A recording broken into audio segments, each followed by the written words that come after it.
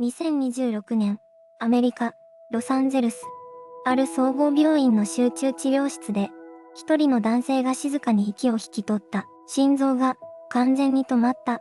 医療スタッフが記録した時刻は、午前2時14分。その瞬間から7分30秒間、彼の脳波は完全に消えた。機械のモニターは何も映さなかった。医師たちは懸命に心肺蘇生を続けた。床に膝をついたまま、汗を拭ういとまもなかった。しかし男性の意識は、その場にはなかった。彼が後に語ったのは、こんな光景だった。暗闇の中に、突然、強烈な光が現れた。その光は眩しいのに、目が痛くなかった。むしろ、暖かかった。引き寄せられるように、体が前へ進んだ。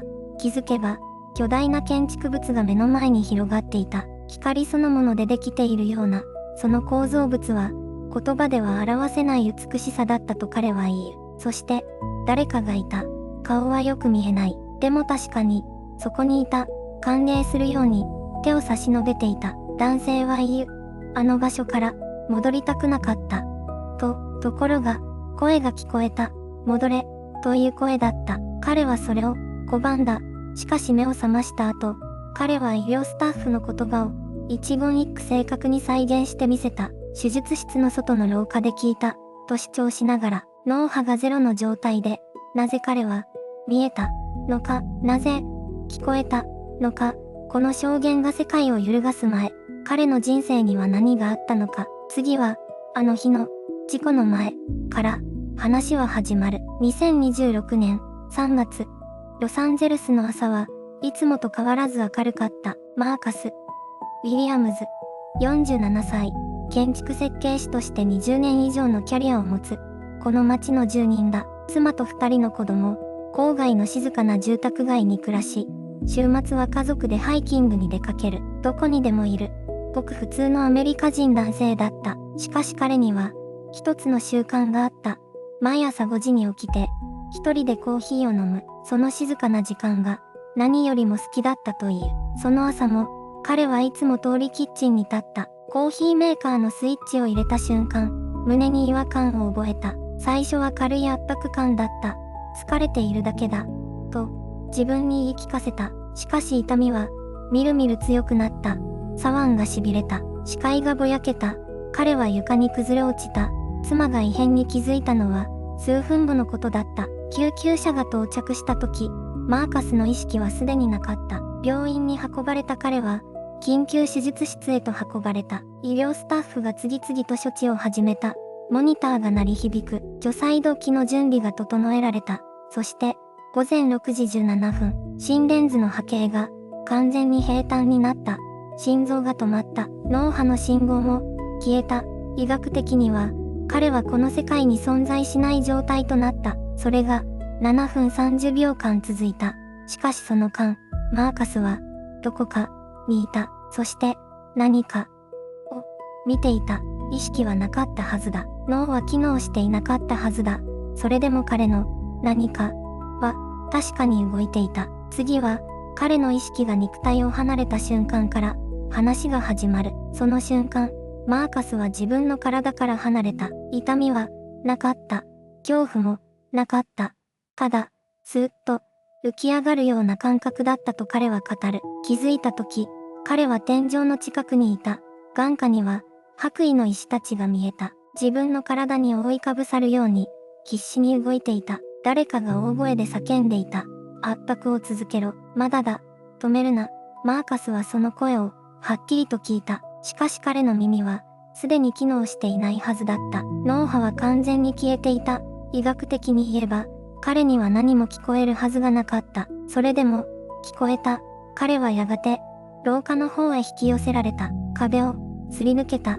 扉も、障害にはならなかった。廊下の先に、光があった。最初は小さかった。だが近づくにつれ、それは巨大な何かへと変わっていった。ただの光ではなかった。形があった。建築物のような構造を持った光だった。柱があった。階段があった。そして、その光の中に、人のような存在たちが立っていた。彼らはマーカスに向かって、手を差し伸べていた。言葉はなかった。しかし、その意味は、確かに伝わってきた。ここに来い。マーカスは、ためらわなかった。足を踏み出そうとした。その瞬間だった。別の声が響いた。それは温かく、しかし静かな力を持っていた。まだ、戻りなさい。マーカスは首を振ったという。戻りたくなかった。あの光の場所を、離れたくなかった。しかし次の瞬間、彼は引き戻された。激しい衝撃とともに、体の中へ目を開けると、病院の天井が見えた。医師たちの顔が視界に入った。7分30秒が終わった。しかしマーカスの証言は、ここからさらに驚くべき方向へと進んでいく。次は、あの光の先に広がっていたものの話だ。トンネルの中は静かだった。音がなかった。痛みもなかった。ただ、どこまでも続く暗闇があった。マーカスは、その中を進んでいた。歩いているのか、浮いているのか、自分でもわからなかった。ただ、前に引き寄せられていた。そして、見えた、遠く。しかし確かに、光だった。それは太陽のような鋭い光ではなかった。柔らかく、暖かく、すべてを包み込むような光だった。近づくにつれ、その光は建物の形をしていた。巨大な構造物だった。柱があった。門のようなものがあった。光そのものが建築になっていた。マーカスはその場所を、と呼んだ。いや、正確には、光の都市、と表現した。地球上のどの言語でも、正確には表せないと彼は言う。それほど、異質な美しさだったと。そして、その門の前に人がいた。最初は輪郭だけだった。しかし近づくにつれ、顔がわかった。マーカスの祖母だった。12年前に亡くなった。祖母だった。彼女は微笑んでいた。言葉はなかった。しかし、すべてが伝わった。よく来た。という感覚が、全身に広がった。ここは安全だ。という確信が、胸を満たした。マーカスは泣いたという。声を出して泣いたのか、ただ感情が溢れたのか、それもわからない。しかし、確かに涙があったと彼は言う。そして、もう一人いた。幼い頃に事故で亡くした。友人だった。30年以上、忘れたことがなかった人だった。彼もそこにいた。笑っていた。マーカスはその瞬間を振り返り、こう語っている。あの場所は、終わりではなかった。続きだった。しかし、その、続き、の先には、さらに深い謎が待っていた。光の都市の、その向こう側に何があったのか。そして、マーカスが最も恐れていることとは、何だったのか。次は、あの場所が持つ、教会、の話だ。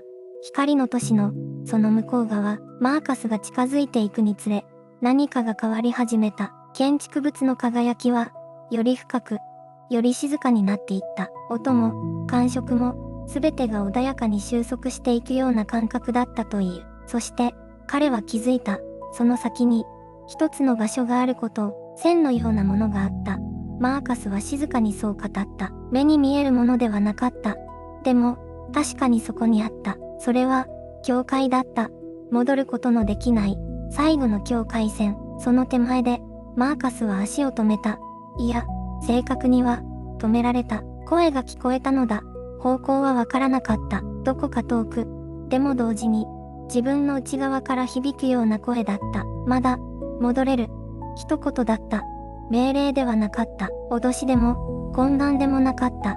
ただ、静かな、事実の提示だった。マーカスはその瞬間を、こう表現している。選択肢を与えられた、と思った。でも、戻りたくなかった。友人の笑顔がまだ目の前にあった。光の建物が、穏やかに輝いていた。何の苦しみも、何の恐怖も、そこにはなかった。それでも、何かが彼の心に引っかかっていた。残してきたものだった。名前も、顔も、ここで語ることはしない。しかし、マーカス自身は言った。あの人の顔が浮かんだ瞬間、私は教会から一歩引いた。それが、彼が戻ってきた理由だった。声を拒絶したのではなかった。光の都市を諦めたのでもなかった。ただ、一人の人間の顔が、彼を引き戻した。教会とは、死の壁ではなかった。それは、何を選ぶかを問う、静かな鏡だったのかもしれない。そして今、マーカスが最も恐れていることがある。それは、死ではない。あの境界を越えられなかったことへの、後悔ではないかと、彼自身が疑っていることだ。次は、臨死の瞬間に広がったという。人生の前景、パノラマの話だ。人が死に近づいた時、何が見えるのか。マーカスが語った次の体験は、光の都市でも、出迎えた存在たちでもなかった。それは、自分の人生そのものだった。光の中に立った時、突然、映像が流れ始めたという。幼い頃、父親に手を引かれて歩いた夕暮れの道。母が作ってくれた夕食の匂い。初めて自転車に乗れた日の、あの風の感触。それだけではなかった。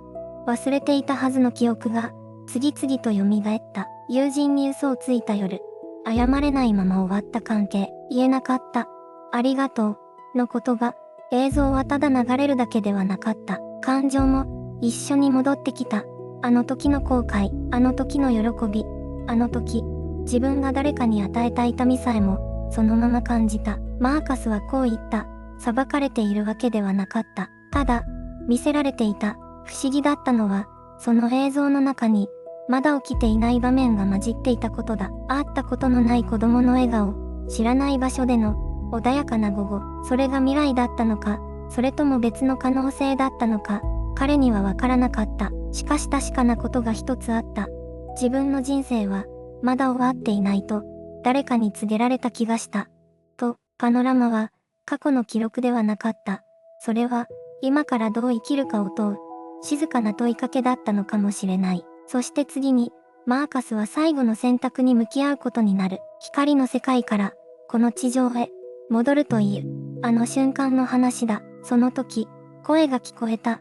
遠くから響くような、しかし確かに自分に向けられた声だった。戻りなさい。と、マーカスはその声を拒んだという。光の都市は、まだそこにあった。建物は輝き、存在たちは微笑んでいた。地上のどんな場所よりも、安らかで、美しかった。なぜ戻らなければならないのか、彼にはわからなかった。戻る理由が、見つからなかった。しかしその声は、繰り返した。一度だけではなかった。二度、三度、静かに、しかし確かに、そしてマーカスは、気づいた。自分の名前が、呼ばれている。それも、ここではない場所から、次の瞬間、すべてが暗転した。激しい衝撃が、胸を打った。痛みだった。久しぶりに感じる。紛れもない肉体の痛みだった。中枢治療室に、機械音が響いた。心拍計が、再び波形を刻み始めた。医療スタッフの一人が叫んだ。戻ってきた。と、室内に、安堵の空気が広がった。マーカスが心停止に陥ってから、7分30秒が経過していた。脳波信号は、その間ずっとゼロだった。医師たちの記録には、そう残されている。意識を取り戻したマーカスは、搬送直後から担当医師に語り始めた。廊下で聞いた声のこと、蘇生処置の最中に交わされた医療スタッフの言葉のこと、内容は、正確だった。驚いた医師が確認した。処置中に口にされた言葉と、マーカスの証言は一致していた。しかし彼は、手術室の外にいたはずだった。意識も、脳波も、存在しなかったはずの7分間に、この期間は、終わりではなかった。むしろここから、マーカスの本当の問いが始まる。光の世界を経験した人間は、この地上でどう生きるのか、その答えを、彼はやがて語ることになる。帰還から3日が過ぎた。マーカスは病室のベッドで、天井を見つめていた。声もなく、涙もなく、ただ、静かに、家族が面会に来た。妻のサラが手を握った。しかしマーカスの目は、どこか遠くを見ていた。サラは後に語っている。夫は戻ってきた。でも、以前の夫とは、何かが違っていた。と、それは冷たさではなかった。むしろ逆だった。マーカスは以前より、穏やかになっていた。些細なことで怒らなくなった。仕事の締め切りに焦らなくなった。人の話を、目を見て聞くようになった。長男のジェイクは言う。パパが変わった。怖いくらい、優しくなった。と、その言葉には、戸惑いが混じっていた。喜びであると同時に、説明できない違和感でもあった。マーカス自身も、変化を感じていた。光の世界で見たものが、まだ目の奥に焼き付いていた。あの建築物、あの声、あのぬくもり、それらは夢ではなかった。と彼は確信していた。食事の味が、以前より鮮明に感じられた。朝の空気が、ひどく美しく思えた。地球に戻ることを選んだ。という自覚が、日常のすべてに意味を与えていた。しかし同時に、孤独もあった。あの体験を言葉で誰かに伝えることの難しさ、信じてもらえるかどうか、という不安。科学者たちは、脳の誤作動だというかもしれない。だがマーカスには、それだけでは終わらない問いが残っていた。あの光は何だったのか、あの声は誰だったのか、そしてなぜ、自分は戻されたのか、この問いに対して、科学と霊性はそれぞれ、何と答えるのか、次のパートで、その深淵に踏み込む。科学は、この体験をどう説明するのか、まず、医学的な立場から見てみよう。心停止の際、脳への血流が途絶える。酸素が供給されなくなると、神経細胞は急速に機能を失っていく。脳波形は、完全な沈黙を記録する。この状態で、人は何かを見ることができるのか。一部の神経科学者はこう主張する。死に瀕した脳が最後の力を振り絞って幻覚を生み出す。と、側頭葉の過剰興奮が光や人物の映像を作り出す可能性がある。と、確かに、それは一つの答えだ。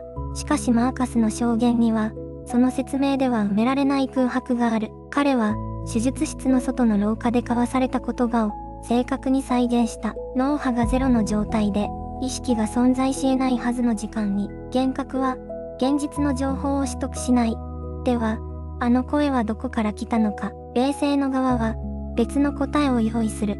意識は、脳という器官に閉じ込められたものではない。肉体が機能を停止しても、意識そのものは存在し続ける。その証拠が、あの光の都市であり、迎え入れた存在たちだった。と、どちらが正しいのか、現時点では、断言できる者は誰もいない。だが、2026年現在、世界中の研究者たちが、この問いに真剣に向き合い始めている。科学と霊性は、対立するものではないかもしれない。むしろ、同じ真実の、異なる入り口なのかもしれない。マーカスが体験したことの意味は、まだ解かれていない。しかし彼には、あの光の中で受け取ったものがあった。言葉ではなく、感覚として、それは、次のパートで明らかになる。彼が地球に戻された、本当の理由として、マーカスは今、こう語る。あの光の都市で感じたのは、恐怖ではなかった。むしろ、生まれて初めて感じる、完全な安らぎだったと。戻りたくなかった。